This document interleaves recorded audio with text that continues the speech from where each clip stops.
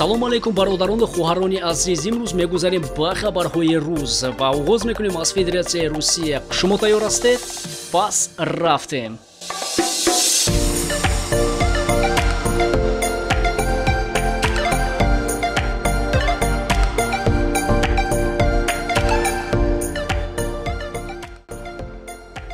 қонуни нав дар Федератсияи Русия истифодабари мессенҷерҳои WhatsApp, Viber, Imo бо рақамҳои бегуна дар ин мамлакат манъ карда мешавад. Масалан, агар WhatsApp, Imo, Viber шумо бо рақамҳои телефонии дигар шахс истифода бурда мешаванд ё ин ки Viber, Imo ва WhatsApp шумо бо рақами телефонии шумо нест, дар назар гирифта мешавад он рақами телефоние ки шумо дар Федератсияи Русия истифода мебаред бо он нест, дар ин ҳолат Viber ва WhatsApp ва Imo шумо дигар кор намекунад. Ҳозир ҳукумати Русия тасмим гирифтааст ки бояд ҳар як шаҳрванди Русия ва шаҳрвандоне ки дар Федератсияи Русия кору зиндагӣ мекунанд барои истифодабарии ин мессенҷерҳо ҳатман ба номи худ сим-карта харанд ва ба номи худ ин барномаҳоро ворид ё ин ки регистратсия кунанд. Ғайр аз ин, ҳукумати Русия аз администратсияи Viber, Imo ва WhatsApp талаб кардааст ки онҳо ӯҳдадор ҳастанд ки бояд бидонанд ки шаҳрвандон ҳақиқатан ин барномаҳои онҳоро бо сим-картаҳои худ истифода мебаранд.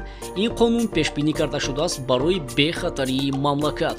Намедонам дӯстон то чӣ дараҷа ин бехатарӣ аст, аммо ман медонам ки бисёр шаҳрвандони мо ин барномаҳои мессенҷериро дар Федератсияи Русия бо рақамҳои Тоҷикистон истифода мебаранд.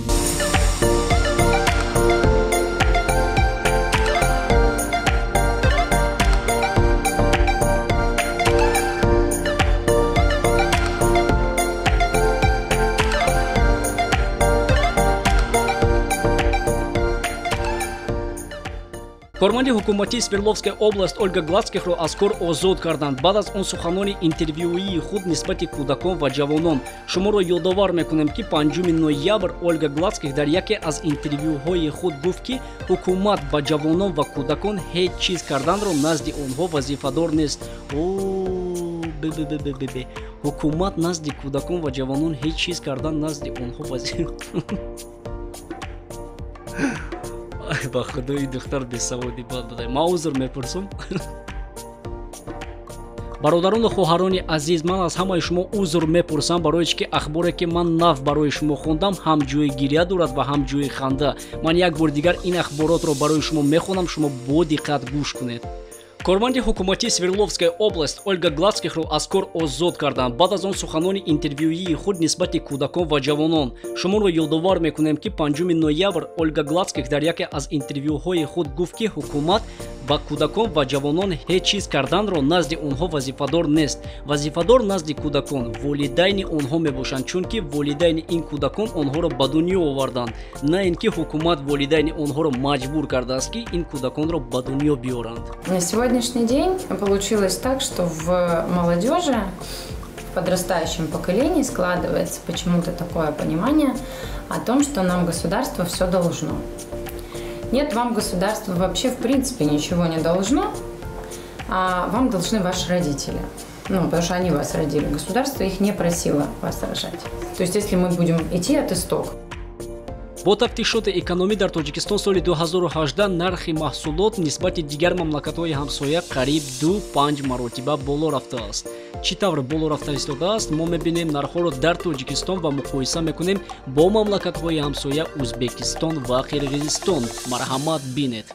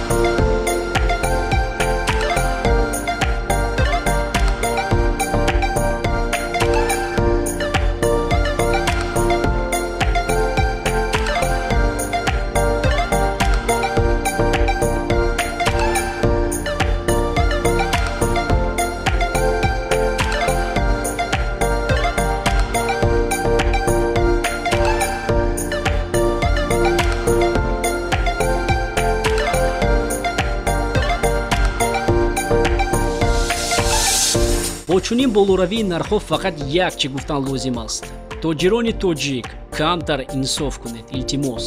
Қазоқистон ба нақша гирифтааст ки бо спутники нави худ Кассет-2R хизмати телекоммуникатсионӣ ба мамлакатҳои ҳамсояи худ Тоҷикистон ва Ӯзбекистон расонад. ҳоли ҳозир Қазоқистон барои иваз кардани спутники худ Кассет-2R ки ин спутник дар Кайҳон аз соли 2011 қарор дорад, тайёрӣ дида истодааст. Хизматрасонии ин спутник дар Кайҳон барои алоқаи коммуникатсионӣ дар охири ноябри соли 2023 ба анҷом мерасад. Дӯстон, инҳо буданд хабарҳои рӯз ва мо кӯшиш мекунем ки ҳар рӯза шуморо аз хабарҳои дунё огоҳ кунем. Ман бо шумо хайр хушна мекунам, фақат мегӯям то дидор.